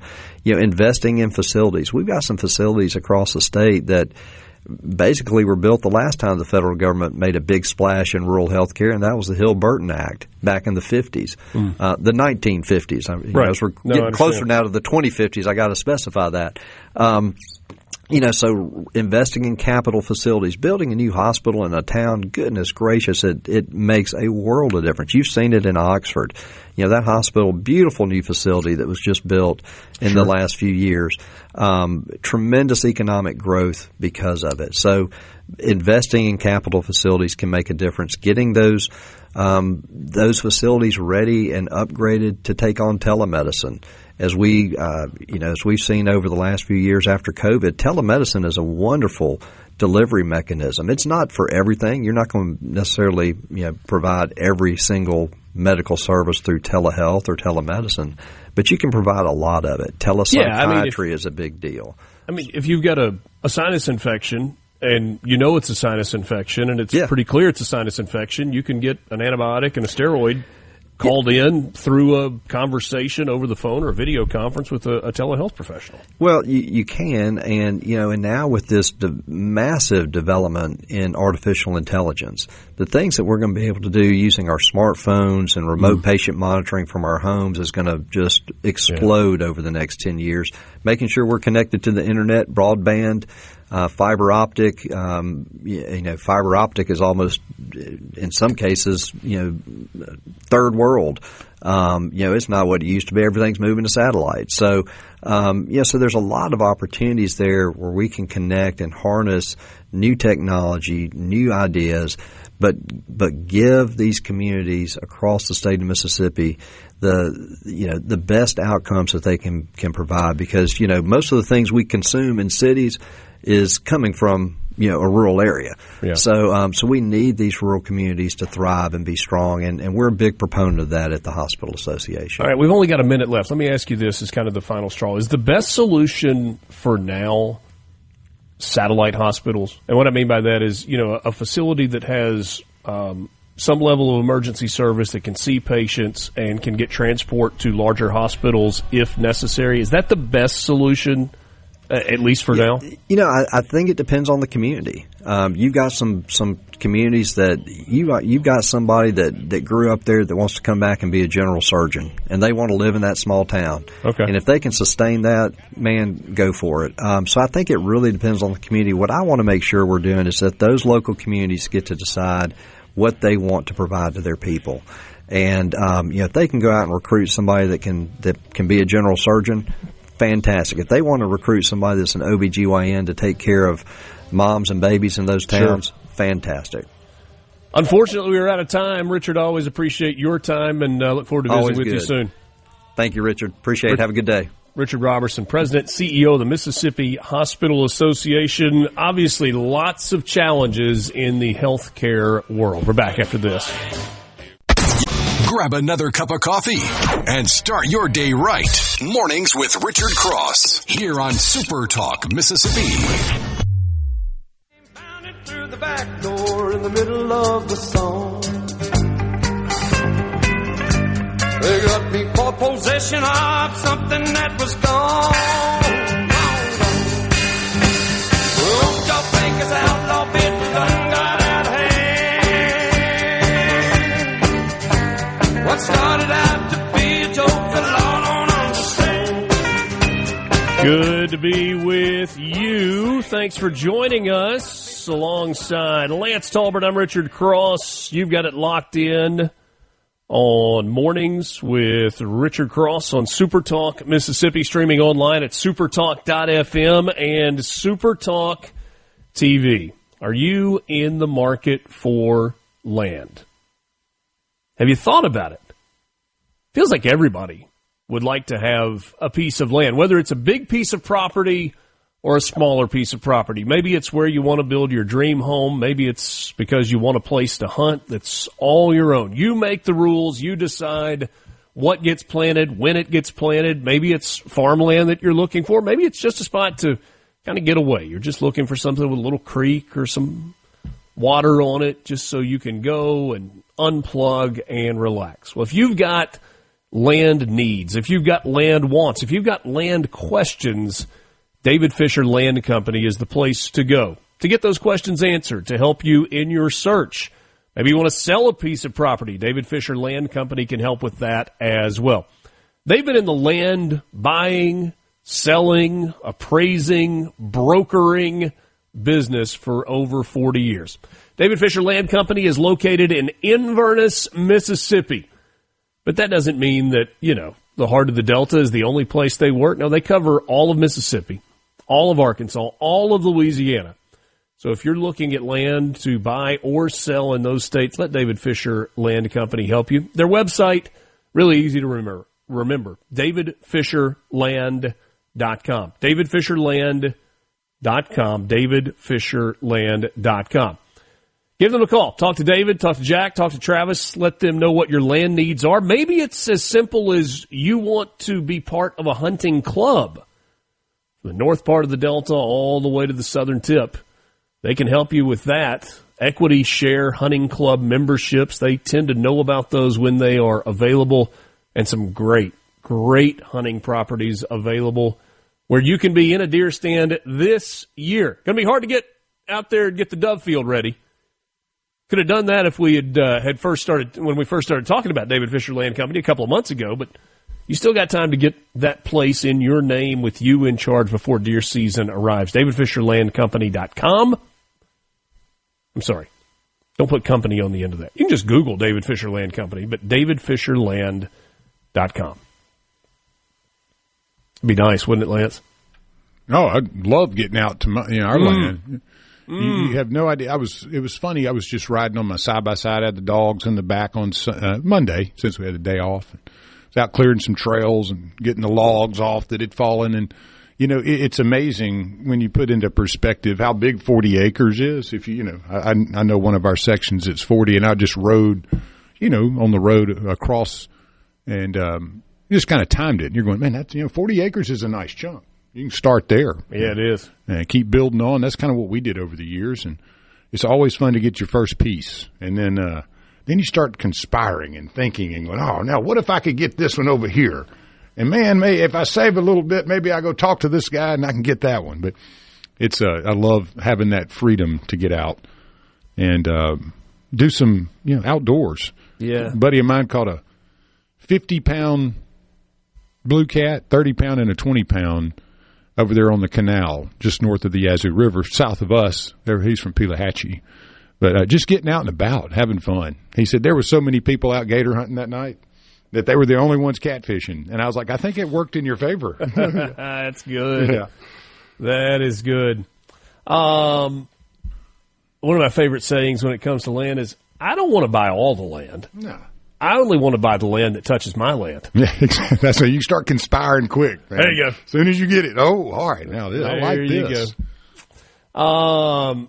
Did you see the news from the White House about the state of Alabama yesterday? Ooh, big news there, yeah. Boy. President Donald Trump yesterday announcing that Space Command is moving from Colorado to Alabama. It's reversing a Biden-era decision to keep it at its temporary headquarters in Colorado. I'm sure it has nothing to do with the fact that Alabama is a red state and Colorado is a blue state. The long-expected decision from Trump caps a 4-year tug-of-war between two states and opposing administrations about where to locate U.S. Space Command. This is not Space Force, this is Space Command. An intense fight because the headquarters would be a significant boon to the local economy. Huntsville, Alabama, Colorado Springs, Colorado. Those are the two cities that have long battled to claim Space Command. Yesterday, Donald Trump, the U.S. Space Command headquarters will move to the beautiful locale of a place called Huntsville, Alabama. He has a way with words, doesn't he? Forever to be known from this point forward as Rocket City. That's the nickname for Huntsville for a long time now. Had a lot of competition for this, and Alabama's getting it. Had members of Alabama's congressional delegation flanking him in the Oval Office. Tommy Tuberville, senator from Alabama, soon to be governor of Alabama, said Huntsville is the perfect place for the headquarters and suggested it be named after Trump. Of course he did. Yeah, of course. Of course he did. Alabama Republican Senator Katie Britt, who stood next to Trump during the announcement, thanked him for restoring Space Command to its rightful home. The story at AL.com was interesting. That's the big news outlet in the state of Alabama. This is a massive economic deal. Deal is what I was trying to say. President Trump yesterday said this will bring upwards of 30,000 jobs to Alabama and billions of dollars in economic development. So what does Space Command do? Enable satellite-based navigation, troop communications, providing warning of missile launches. And it's going to be located at Redstone Arsenal alongside NASA's Marshall Space Flight Center, U.S. Army Space and Missile Defense Command, and the Missile Defense Agency.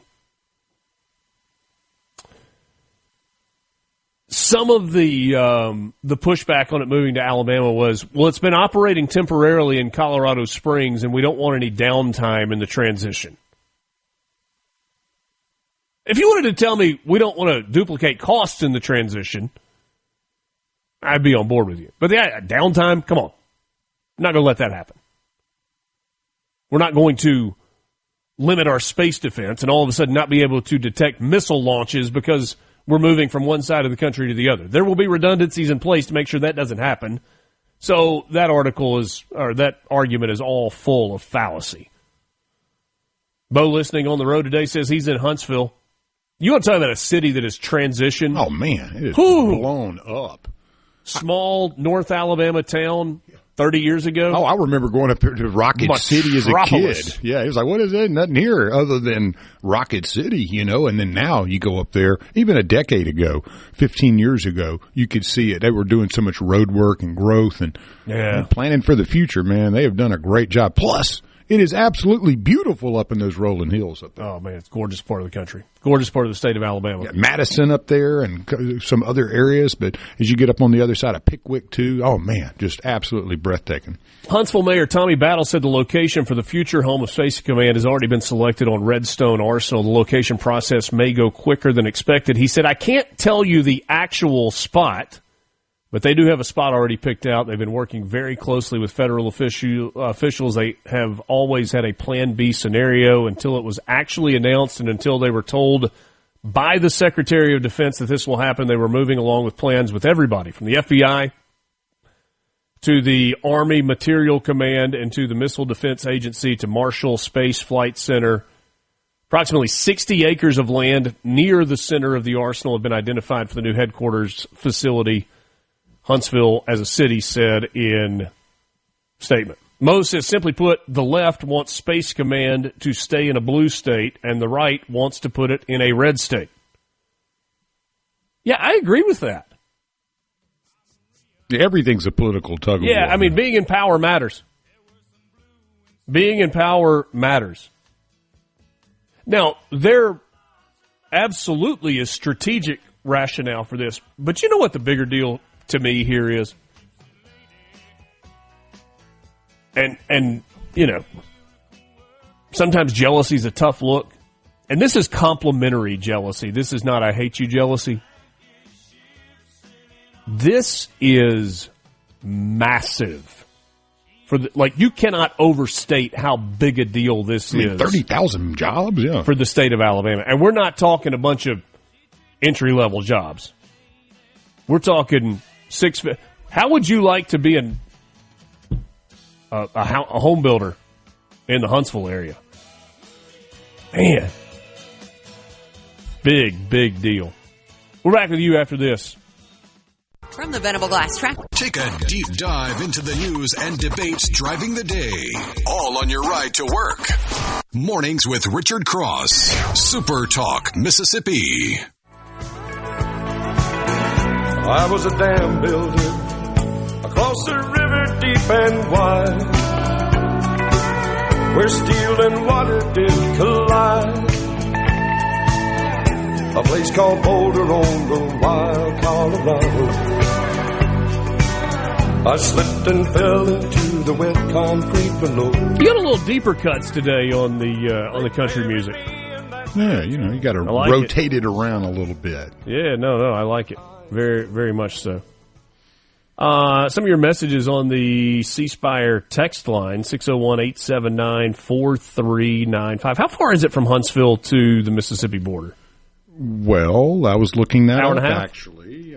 Let's see here. If you go from Huntsville to, that's not right. All right, let me give me a second there. Right there. I'll let you plug it in on the map. I was just playing with it just to get that right. Well, it says it's an hour and 52 minutes over to Pickwick Lake from Huntsville. So, You go through Florence. Well, you go through Madison first in Decatur, then Florence. Then you get over there into the northwest corner of Alabama and the northeast corner of Mississippi. That's about an hour and 52 minutes as it goes 97.2 miles. Okay. Keith and JS said, I'm guessing that there could be a small amount of impact over into Mississippi. Keith, I'm not so sure that there's not a scenario where there's a large amount of impact into Mississippi. Obviously, you would rather be the headquarters, right? You would like to have this in your state. Mississippi not in the running for this because the rest of the infrastructure is not. I mean, there's so many advantages with what Huntsville has become in terms of headquarters for defense firms, rocket technology, you've got Redstone there, all of those things are already in place. And you needed to be in a spot where you had a lot of the necessary tools already in place to even have a chance. But with the aggressive approach that Mississippi has had to attracting companies for economic development, a couple of car manufacturers, the aluminum mill in the Golden Triangle, helicopter production, et cetera, et cetera, et cetera. Is it even remotely crazy to think that Mississippi would be in play for manufacturers that supply Space Command? Maybe so. I mean, rocket development, building spaceships. We talked yesterday about the new partnership between Ole Miss and the United States Navy down at Stennis, and that was a partnership specifically with the National Center for Physical Acoustics at Ole Miss. They're already doing a lot of defense work. They are working with engineers and scientists within the Department of Defense and the Army and the Navy and the Air Force on hypersonic missiles and the physical properties and all of that good stuff that goes along with it. Might there be more partnership opportunities as a result? Possibly. Well, you got, you have the Tennessee Tom Bigby Waterway, north and south, west of all that. Yep. Don't see a whole lot of freight rail showing other than, around the Birmingham and all that area. But you never know what the infrastructure buildup and build out will be for something of this magnitude because it's not there. It's ground up, 30,000 jobs. That's going to require an awful lot of roads and transportation, homes, as you said. I mean, the home builders up there got to be licking their chops, man. Yeah. So it's all possible. I mean, we're right there on the edge. We are. Yeah. And Mississippi is moving in the right way. Says Huntsville Metro has earned the nickname of Silicon Valley of the South because of all the tech companies in that area. Yeah, it has. Well, and you've seen Nashville blow up, too, over the last, 15, 20 years, and that's due north of Huntsville, a couple hours or so away. So you got a hub in there of a lot of technology that's happening, a lot of jobs, and a beautiful, beautiful area of the country. Mm-hmm. A couple of days ago, I think this was an interview over the weekend. By the way, Dan Eubanks is going to join us coming up in our next segment. He was the first that kind of publicly raised our awareness that property tax increases are likely on the way across much of Mississippi. And we're going to talk with him more about where that story began, how certain this is, why it's happening now. And Department of Revenue is kind of pointing you to, well, this has always been, we were undercharging before. Well, why all of a sudden are you now doing that to Mississippians? So we'll get to Dan Eubanks coming up in just a bit. An interview on a Chicago television, I think it was a Chicago television station, J.B. Pritzker, walking and talking. Does he have a big bowl of chocolate pudding from Golden Corral with him? He does not. He has on a large Illinois T-shirt appears to be walking along the shore of Lake Michigan. And I think this may have been a Labor Day interview because there was a lot of crime over the weekend in Chicago. 54 people shot, 7 of them dead. And the reporter asks Pritzker about that, and he has an explanation, and then he very, very quickly redirects. Take a listen. You're going to hear people, especially this past weekend, 54 shot, 7 dead. Yeah. They're going to say the city's not safe. Would you ask your friends to ride the L after midnight or after, 9 o'clock at night even to come down to the city from O'Hare? Look, big cities have crime. There's no doubt about it. But let's just pay attention to what President Trump is doing targeting Chicago. He's overlooking red states that have much higher crime rates. Wasn't really the question, JB. Gov.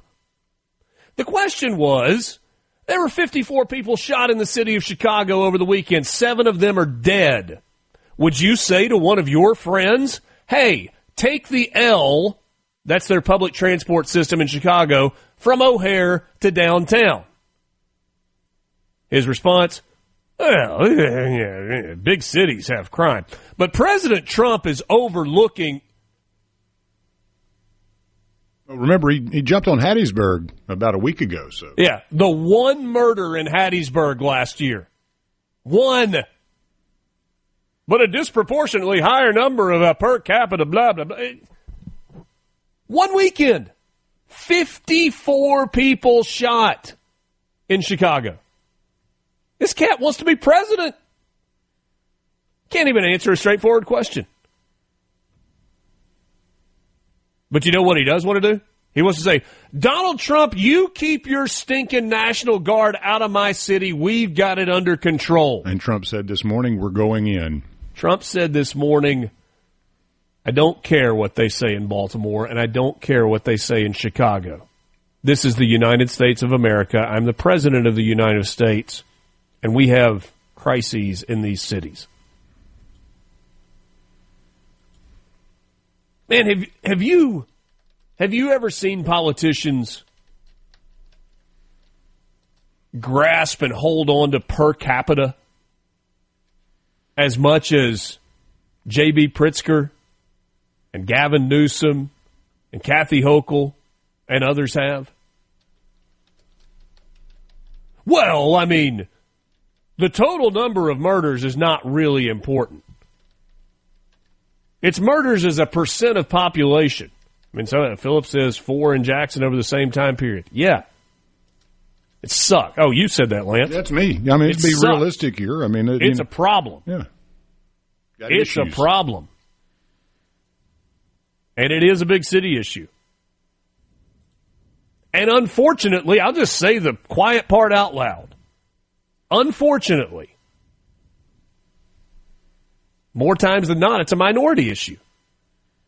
And when you get into these big cities with large minority populations and large homeless populations and heavy amounts of gang activity, you're getting into places where the value on human life is very, very low. And let's not forget either that most of these big cities are nanny states. You know, their welfare is high and your government's supposed to take care of you and all that good old stuff. So the personal responsibility isn't there either.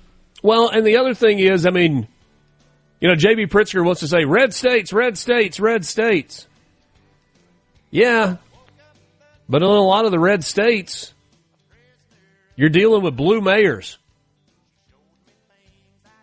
You just are. Not everywhere. But you know what the difference is? If you have a homicide problem in a city with a mayor that cares, generally a Republican mayor, but not exclusively, they say, you know what, we've got a problem and we are working our heinies off to fix it. J.B. Pritzker goes, yeah, crime happens in big cities. But look at what Trump's doing. He doesn't give a flip about fixing the crime problem in Illinois or in Chicago. And Newsom doesn't care at all about it in California.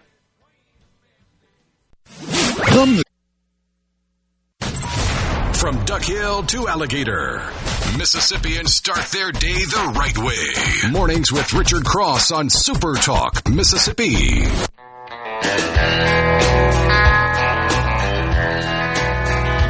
Well, my daddy never wrote any old famous country songs. Papa never stayed out raising hell with the Haggard Jones. But he raised a proud... Mornings with Richard Cross, Super Talk, Mississippi. Glad to be with you. Glad to have my next guest on, although I'm not entirely excited about the topic. Dan Eubanks is a representative from Desoto County, represents District 25. And, Mr. Representative, I actually feel like we're a little slow on the uptake here. I know this is a conversation that has been happening for a little while now, but property tax rates appear to be headed up in Mississippi. And I feel like you were kind of the first one to sound the alarm on this after you got a tip from some of your local folks. Yeah, absolutely. What happened was, I got word that they were going to reassess all of our property values up, and there were some folks that were really concerned. And the way I found out was kind of funny. Somebody reached out to me and was like, "What the hell did you vote for to raise my taxes last session?" And I was like, "I don't know what you're talking about." And so I started doing a deep dive and realized that it didn't have anything to do with what the legislature had passed. It was DOR stepping out and you know, I've gone down, and I would venture fair assessment to say, Mr. Representative, I'm going to interrupt you just for a second. I'm going to interrupt you for a second. We're having an issue with the connection. I'm going to let Lance call you back on just a hardline phone so that we can talk. I think this is too important a conversation for it to kind of break in and out.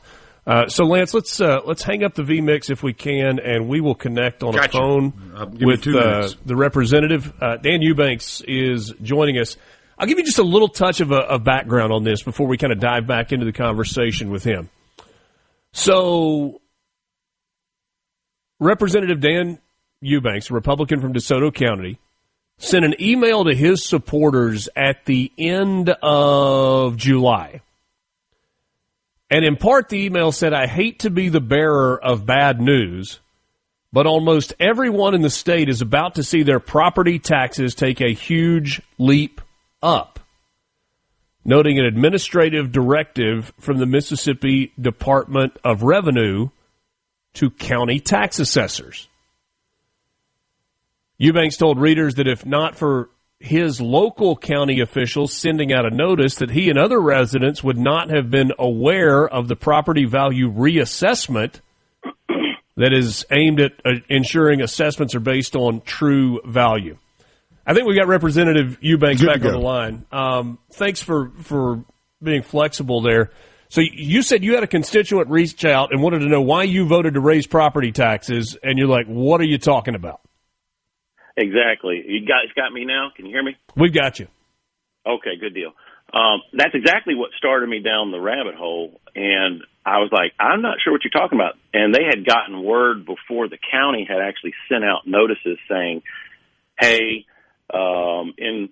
in conjunction with the DOR directive, we're reassessing your property values up. And I was like, what's going on? So I started going down that rabbit hole and found out that what had happened was the Department of Revenue had stepped in, at least with DeSoto County. And here's the thing. It's going to affect every county differently. So depending on where your listeners are at right now, it may be different between Marshall County as it is with Hinds County or Jackson County. And it's all based on how your local tax assessor is assessing your property. So just to use DeSoto County as a case in point, we've had a ton of growth in DeSoto County. So for the last 3 decades, we've been the fastest growing county in the state. And that growth has enabled the the Board of Supervisors and a lot of the local municipalities, some of them raise the millage, but to keep their millage pretty constant, and the tax assessor to actually take and not do a whole bunch of raising. So they were assessing property values at like 55% of market value. Okay. And all of a sudden, DOR comes in and says, nope, you can't do that. You've got to get it up to at least 85%, with the goal of getting to 100%. So that's kicked things off. Well, DeSoto County realized that was going to be such a shock on everybody as soon as they got their tax bill. They sent out a little notice card saying, hey, pursuant to this recommendation from DOR or this, we are going to reassess your property value, and here's your property value. Now, most folks, it gets real confusing, and I think if you talk to the average legislator, mayor, alderman, supervisor, they don't fully understand the whole millage argument. I didn't until I started going down this rabbit hole. It is interesting to say the least, but most people don't realize that they pay taxes. If you live in the city, you pay a millage to the city, you pay a millage to the county, and you pay a millage to the school board, the school system, your local school system. And you actually pay a little millage to your community college. And so if they step in and they raise your assessment up, like in the case of DeSoto County, it was going to be 30 to 35% for some people, that's a huge increase in your taxes. So imagine if you're paying $1,000 a year in property taxes, and they go up 35%. Now you're paying $350 more per year, and you're not going to know about it till it comes due, and then you're going to be short for the following year. So your mortgage company, your escrow, is going to be deficit, and they're going to take, and they're going to get. It's going to be a double whammy for you. Right. And for a lot of people, just for clarification, for somebody who goes, okay, I've heard millage, I don't know exactly what that means. When you're talking about millage rates, you're talking about per $1,000 of your property's value, there is a rate that is assigned.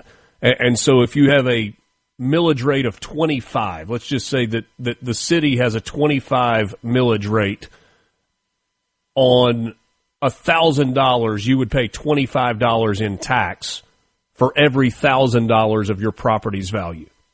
So I just wanted to throw that out there so people kind of understand what we're talking about in terms of millage rates. And every county is different. Every city is different. And so it's not a one-size-fits-all, but I've been told this is affecting really, in a real way, about 30 counties in the state.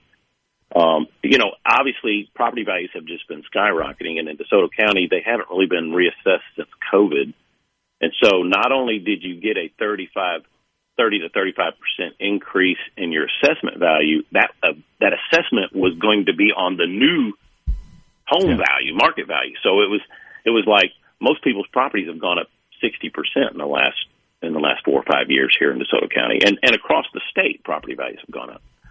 So it was kind of a double whammy, kind of perfect storm for what was going to happen. Now, here's what I wanted to point out, and that was that when you go to your local leaders, your mayor, your school board, your supervisors, and you're like, this is going to kill me, and it's going to be different for everybody, whatever that amount is. But in some cases, it's going to be substantial. And what I was pointing out was they have the power to get it up to the DOR's demands, and that is at least 85% of market value when they're assessing your value. But they also have the power to lower the millage to offset it. And I will give kudos to all of our local leaders here in DeSoto County. Our supervisors lowered the millage. The cities are lowering the millage. The school board lowered the millage to try and absorb some of that huge increase. But it's still going to be a tax increase. And talking with some of my real estate friends that have done some calculations, they said, well, it's still going to be in the neighborhood, depending on what city you live in or whether you live in the county, it's going to be in the neighborhood of 10 to 25% increase still. But nobody, not even the city and county leaders, can tell you what it's actually going to be because it's such a complex system. All right, so here's my question. From where did this directive come?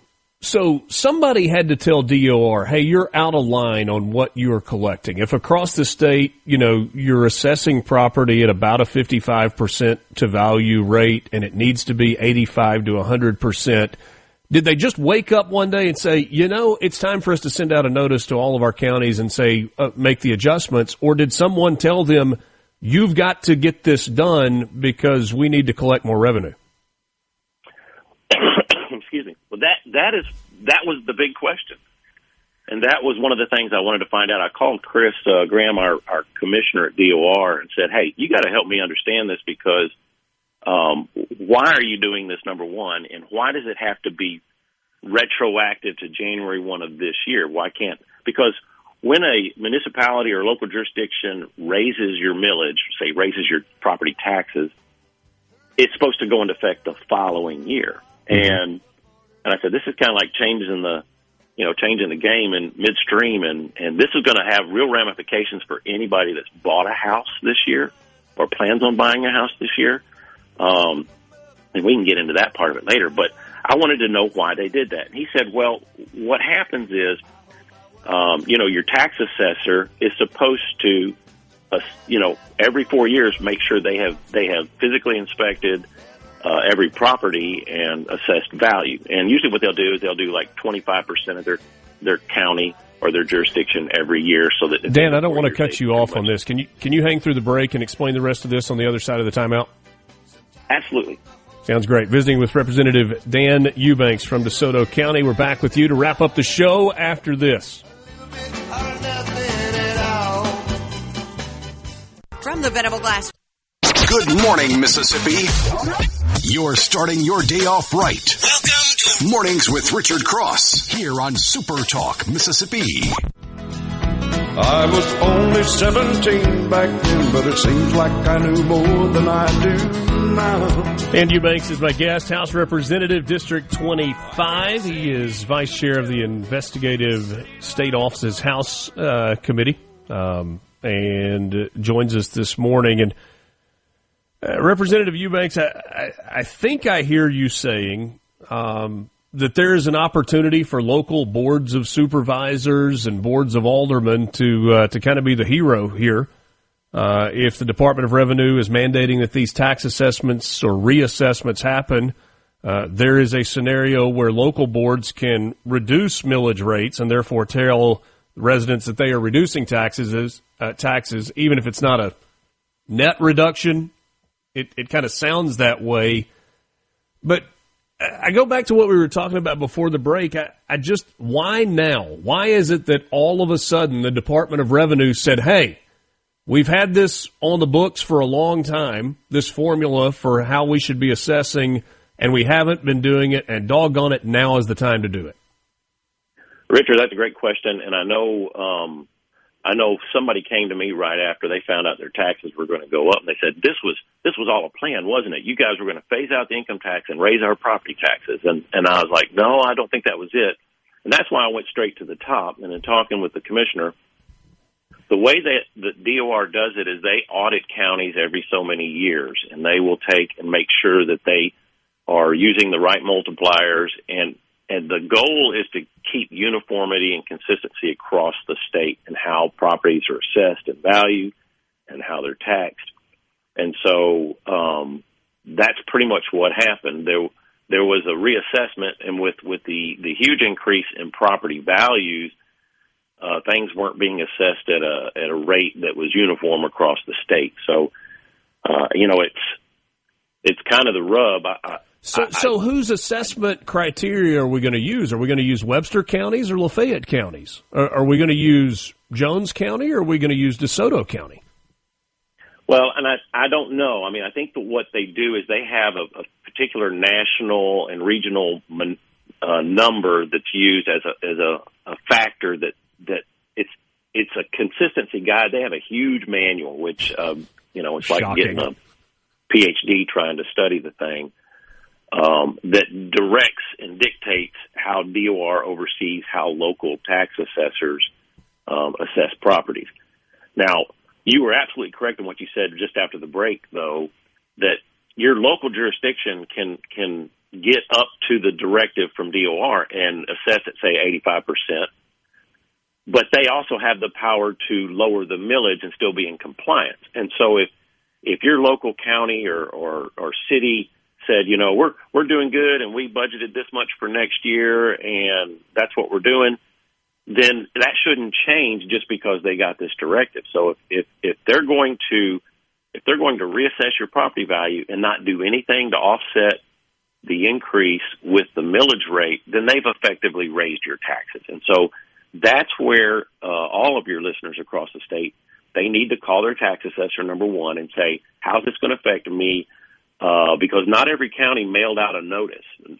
Very few, because it's very expensive to do that. And so call your tax assessor, find out. And if it is going to affect you, then you need to reach out to your mayor and board of aldermen. If you live in a city, definitely your county and even your school board, and let them know that you're going to be watching. If this is resulting in a huge windfall to their revenues next year from this year, beyond what they had budgeted last year for this year, then they've effectively raised your taxes. And so it's only going to work, though, if you have enough people they're keeping an eye on it and holding their elected leaders accountable. And in DeSoto County, enough people did, and as a result, all of our local leaders have stepped in to do just that, and that is lower the millage to offset the increase.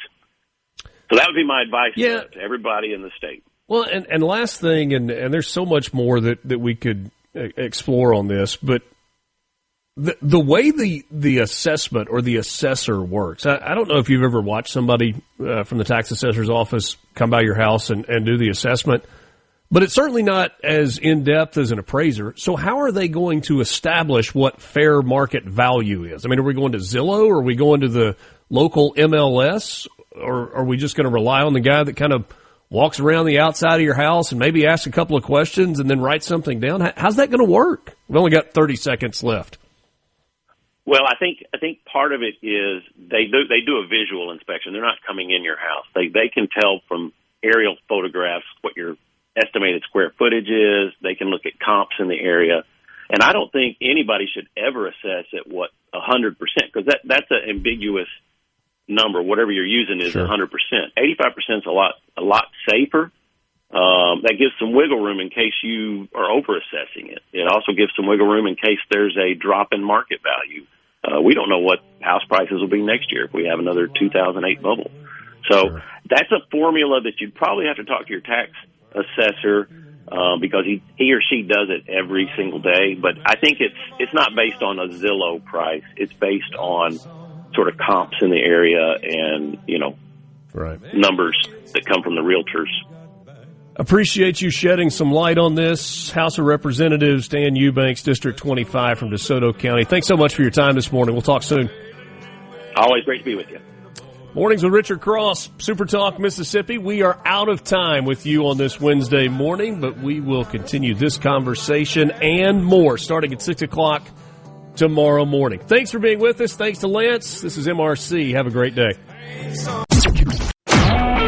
A SuperTalk Mississippi media production.